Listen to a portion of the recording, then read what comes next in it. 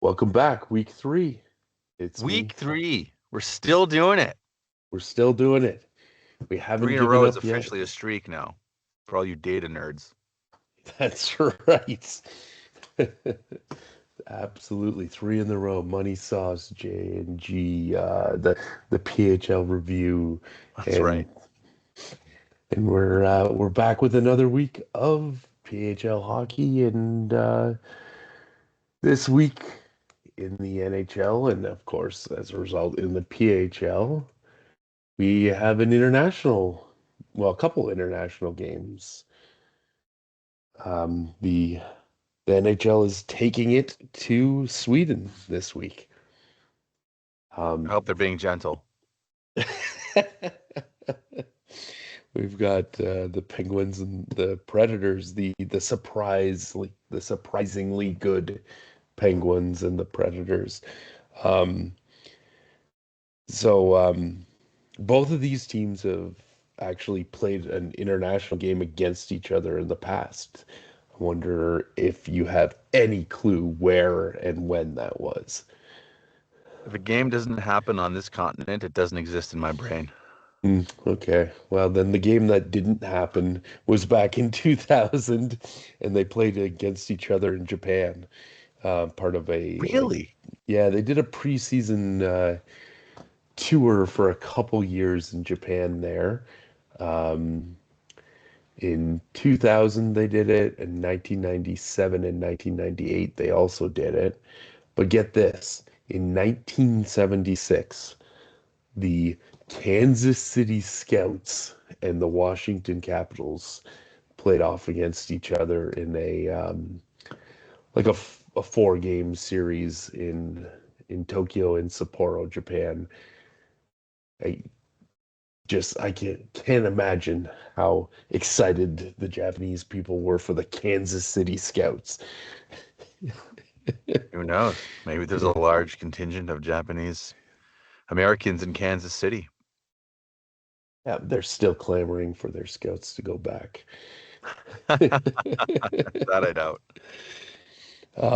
But I wonder why Japan. I wonder why that's been the focus. well, that's a interesting question, but it also kind of brings up the bigger topic of how many international games have there actually been, right? Because there's those 4 little series that they did in Japan. In 2017 and 2018, they played a couple games in China. Hmm. In 2006, they actually had the Rangers and the Panthers play a game in Puerto Rico. Okay. And in Australia, 2023, they had the Kings and the RIP Arizona Coyotes face off. They're still But, alive.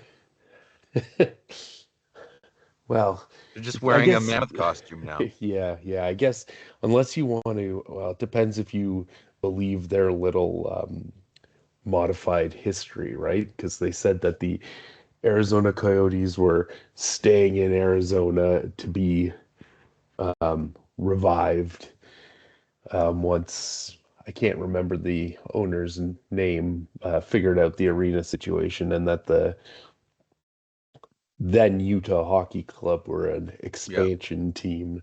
They just got the roster transferred. Just the So important bits. technically they traded a whole roster of players for nothing. And then the Coyotes, like a couple weeks later, disappeared because they couldn't figure out the arena situation. Yeah. They didn't It's too even bad. try. Yeah. But Hmm. going back to the international games, it actually there's a long history of games in Europe. Yeah. Well, that's not a surprise. Yeah.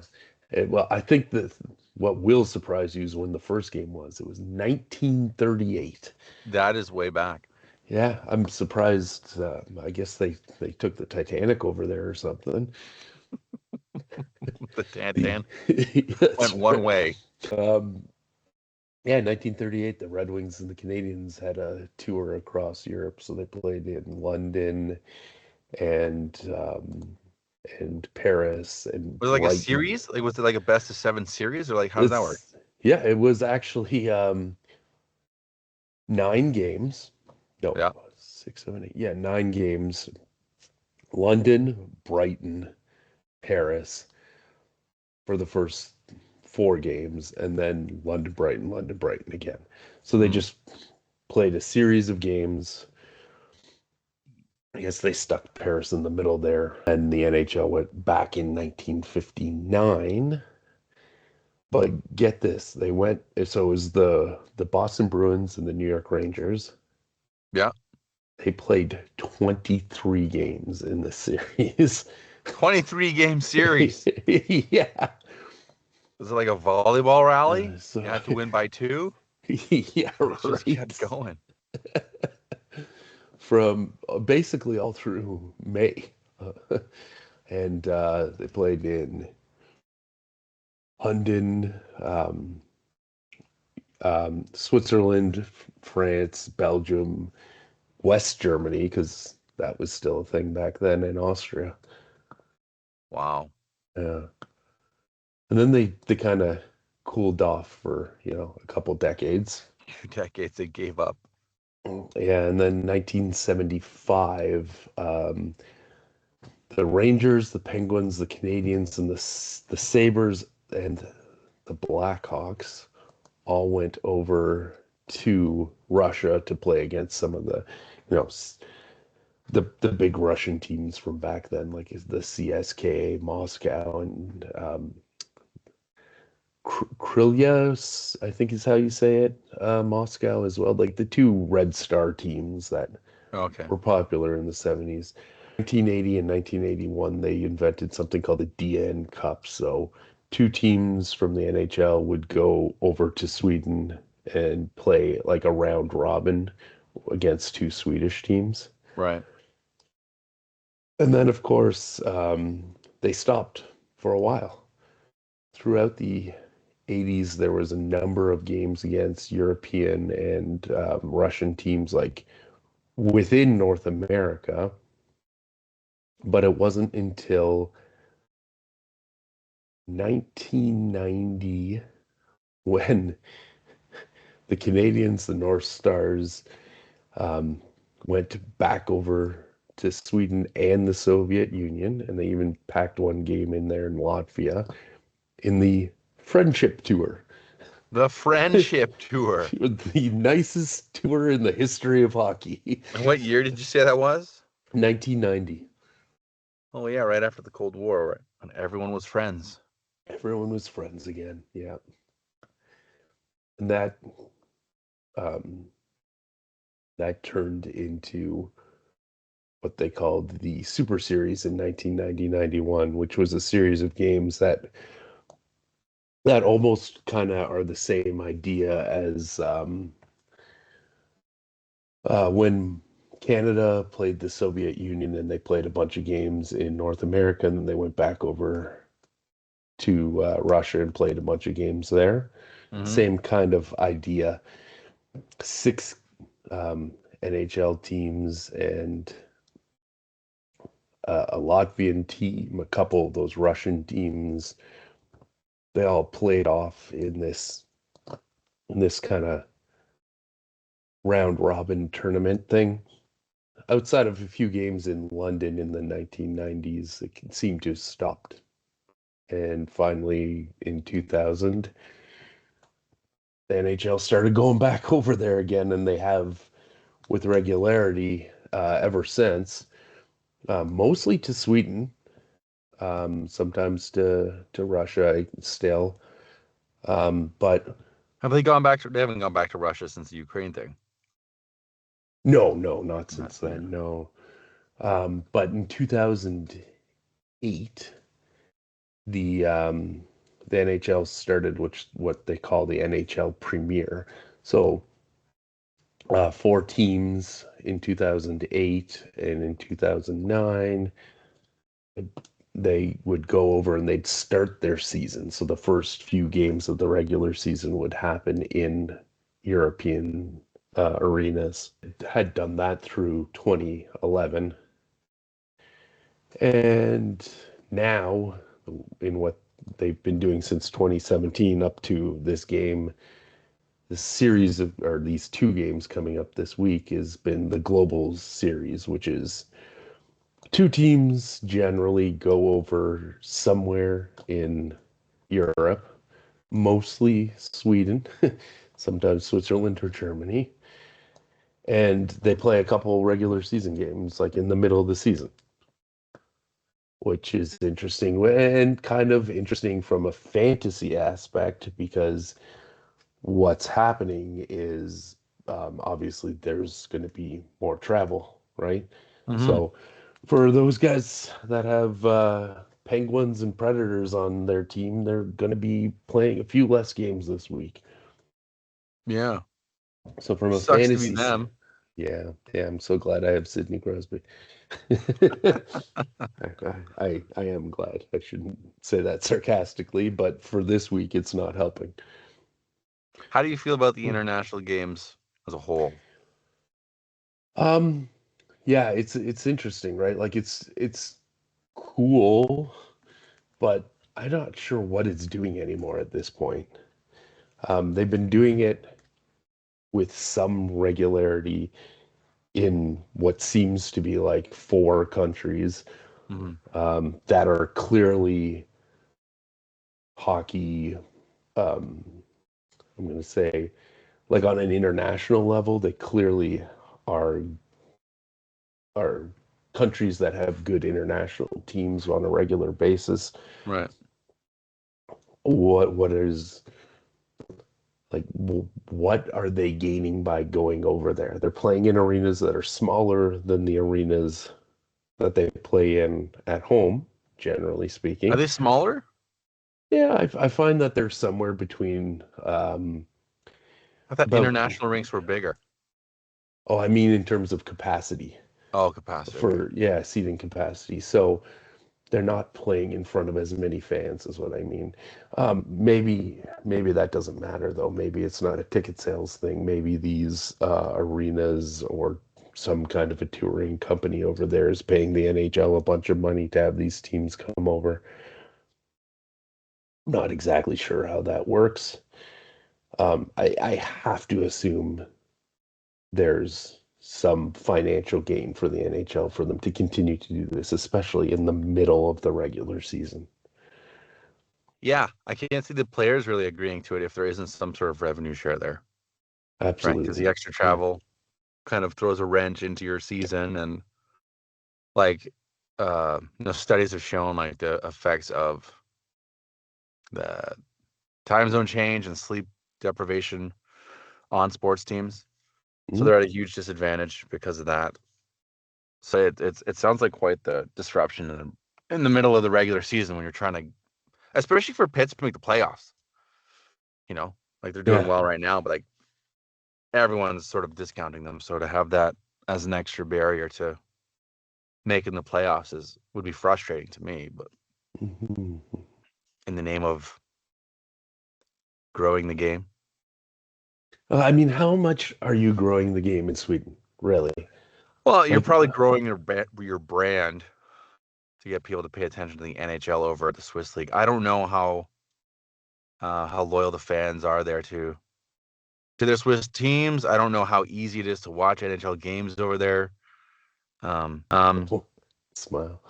so I don't know. But I imagine if I was a player, it'd be really annoying to just all of a sudden have to, because you're not really playing a home game. They're all No, away games. that's the NHL overseas. So, yeah, we're gonna have a couple games over there this week, and it is on Friday and Sunday, and I believe it's something crazy like 3 in the morning and 12 in the afternoon or something like that on Sunday when you do the time change to Eastern. So make sure you set your lineups very early, I guess. Speaking of setting your lineups early, the button is back. You can set your lineup for the week. The button is back. Yes, it's back. That's big news. I still don't trust it. It has screwed me over time and time again.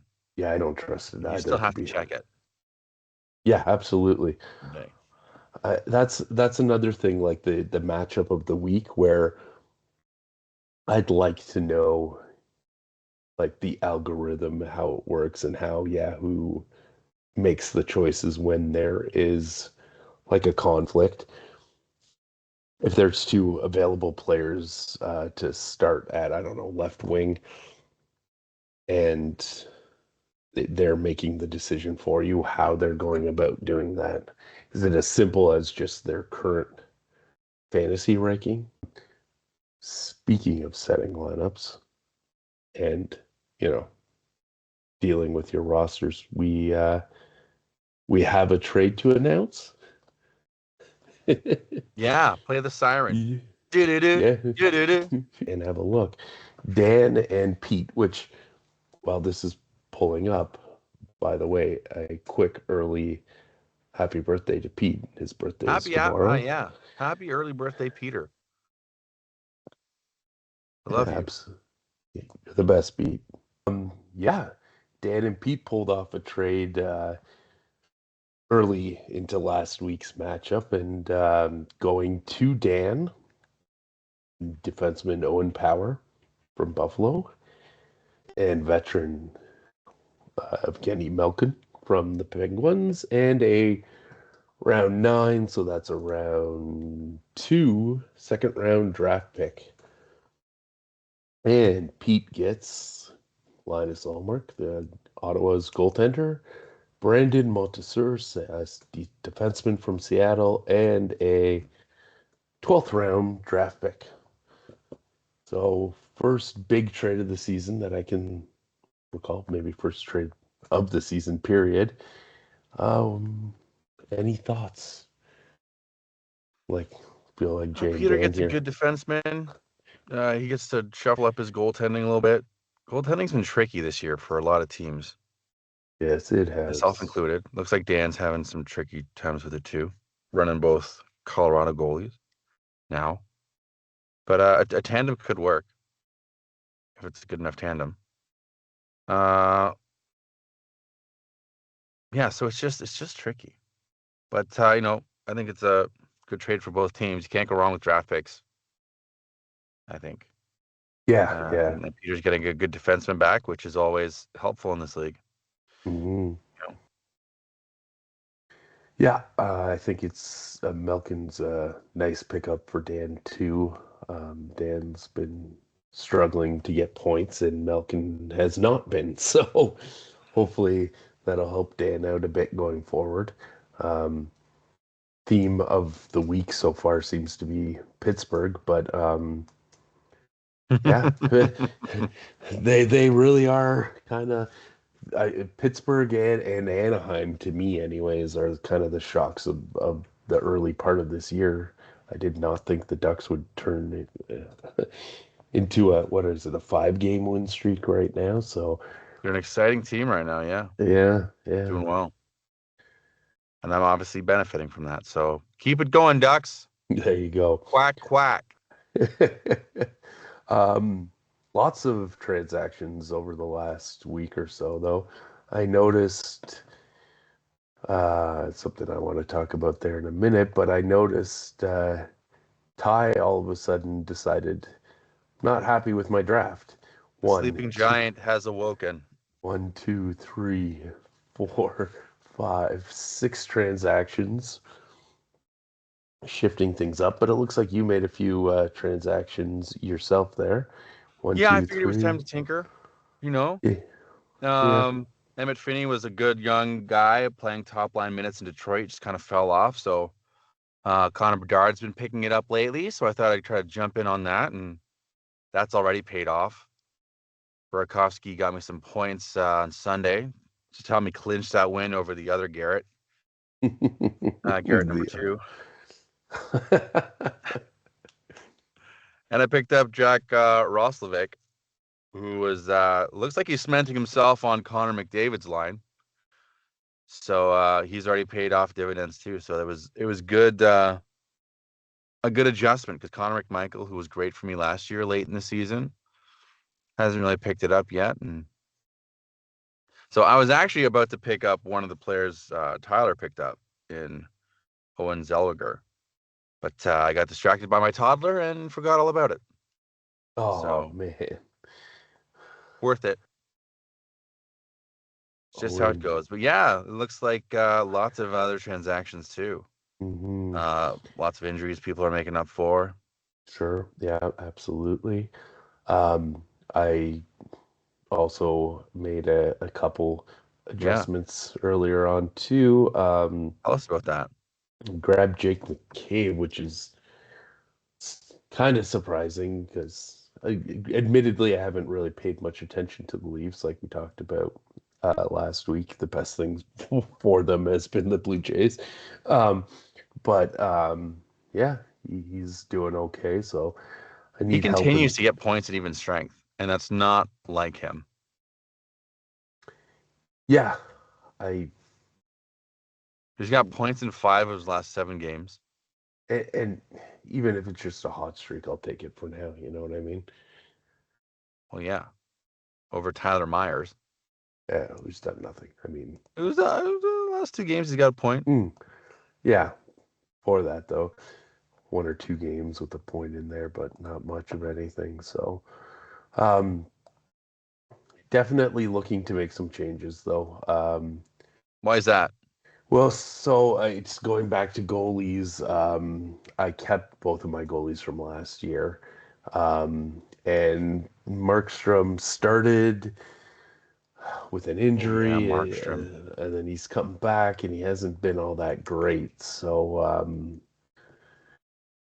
I need some kind of an upgrade there. I drafted a lot of D, so now it's kind of a case Oh, you of got 2D on the bench. yeah, yeah. You do have um, I didn't, I wasn't happy with my D in you have terms 8 of defensemen on your team. That is a league record. Congratulations, sir. thank you, thank you. Clearly, I haven't been happy with what's going on there, and I've been trying to find something else. So, We might have to but do that that trade live on the podcast. that would be fun. But That would be speaking funny. of that, I went to update my trade block, my trading list, it's called now. I don't know why they changed the name. Um, First of all, everybody, update your trading blocks, please. Nobody uses that. I know, but it's so helpful. Um, but second of all, I have a little bit of a bone to pick with Yahoo with this because why can I only select 5 players? Clearly, I have 20 defensemen that I need to 20 trade defense. like 5 of them at least. um, I don't understand this. So, in all the different categories that you can check off, so you can check off what position you want, what position you're willing to move from, players that you're willing to trade. And in each one, you can only select 5 options. Seeing that there's only 6 positions in those 2 categories, what you're willing to trade or what you want, um, I guess 5 options is enough, unless you're just going to select all 6, and then what's the point? But players that I would be interested in trading or putting on the trade list, I could only select 5. I had 7 that I wanted to put on. But the idea of, for me anyways, of giving a lot of options, and maybe there's a player on there that you wouldn't necessarily you wouldn't consider the focal point of a trade, for example, but you see, oh, Jeremy was willing to move that guy. Oh, and that guy's kind of interesting too. Just limiting my availability or my option to select all those players bugs me. I just don't get it. Yeah. Last week, Marcel and I faced off in what Yahoo deemed as the matchup of the week. Ooh. Um, yeah, and boy, did I not live up to that. That that Six, yeah, Marcel beat me by about 20 points. Um, 84-67. I did have a great week from Connor Bedard. He had 13.3 points, Mm-hmm. 7 assists, 3 goals, not bad at all. But couldn't couldn't wasn't enough. Marcel's player of the week was Mikko Ratnin with 11.3 points, so not a bad week for him either. And Marcel has catapulted himself up to 4-1, and I'm kind of in the middle of the pack with 2-3. So Marcel's back up towards the top. The next matchup was as hard, as not hard as it is to have, I guess, a Bloomingdale face-off. Colin and Uncle Paul faced off. Um, Paul just keeps rolling along, 5-0 with a 75-50 win. But for Colin, it was Miro Hiskinen? thank you. I don't know why I can't say his last name. Anyways, 14 points on the week for him, for Colin. A nice week. But not to be outdone by Uncle Paul and Leo Carlson. 17.8 points. Player of the week, without a Wow, doubt. Leo Carlson. Mm-hmm. Yep. When did he draft him? But it was late. When 16th round. So 11th pick, 16th round. Yeah. Told you, late. Mm-hmm. Late enough that yeah, but great week for Carlson, great week for Paul, and Paul remains undefeated. We move on. We had Pete and Rick face off, so a little bit of a closer matchup here. Pete gets the win 62-51, moving Pete to 3-2 and Rick to 2-3. The double-digit numbers for player of the week for each team ends here. Troy Terry was, again, another player from Anaheim, was Pete's player of the week with an 8.6 points. And on Rick's side of things, his namesake, Sebastian Aho, 7.1 points. So, more even contribution, I guess, from their players. Then we move on to the Battle of the Garretts. And as we know, you got the win this time, 73-69. Yeah. Garrett Newstrad's player of the week was William Nylander, which is, I guess, why Garrett was considering buying some of those socks with his face on them.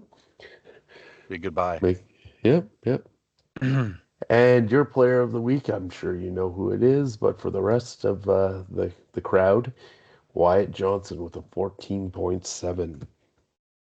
Nice week there. First round pick. I think it was my second pick overall. And I think he was your player of the week last week too, wasn't he? I don't remember, so yeah. Don't call me out on that, Ty.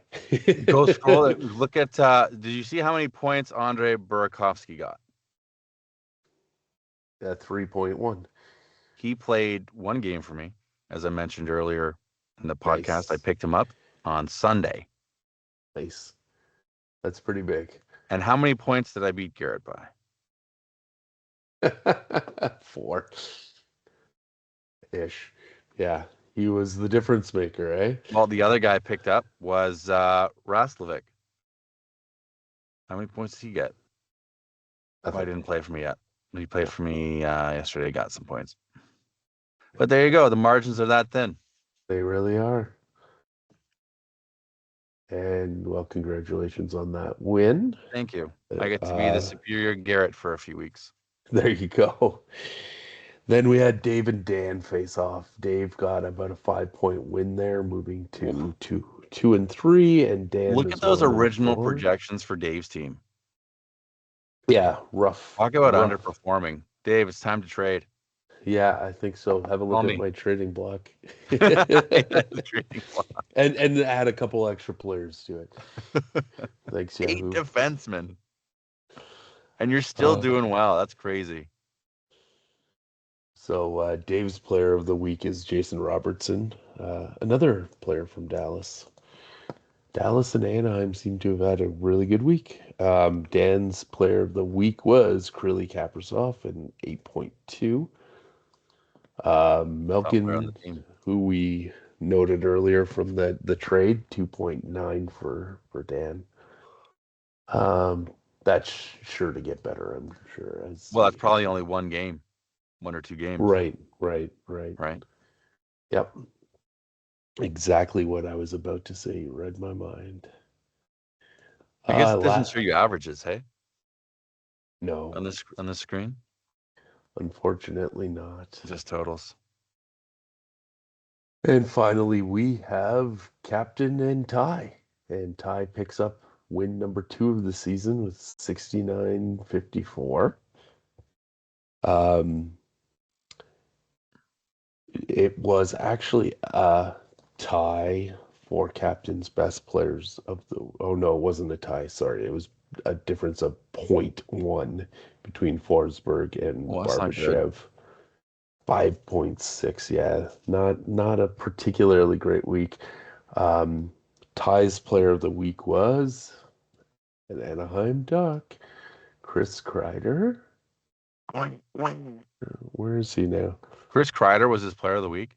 There he is, 7.4. Well-rounded week. And of note for captain, though, and this is kind of something we've talked about with captain before too. If his goalies aren't doing good, he's in trouble, and that was definitely the case this week. And Vasilevsky got 6.3 points. Yeah. So not. Why does he have so many empty slots? Because Ty has so many people that were on the IR and on the bench. I see. Yeah. Right. And it's the switches he made too, right? Mm-hmm. It'll have both players. Yeah, absolutely. Yeah. So Yeah. How's that? How did Cole Caulfield do? Cole Caulfield there. Not bad. 3 points this week. You see that? I don't see it. So there you. Oh yeah, 3.9, 2 goals and an assist. Yeah. So still waiting for Luke Hughes to match that kind of production. The trade we did in the offseason. That brings us through a quick look at the standings here. So Paul's out in front still, 5-0. Marcel's keeping it close though. Yeah, absolutely. Hang in there, Marcel. They a future Yahoo matchup of the week in the making.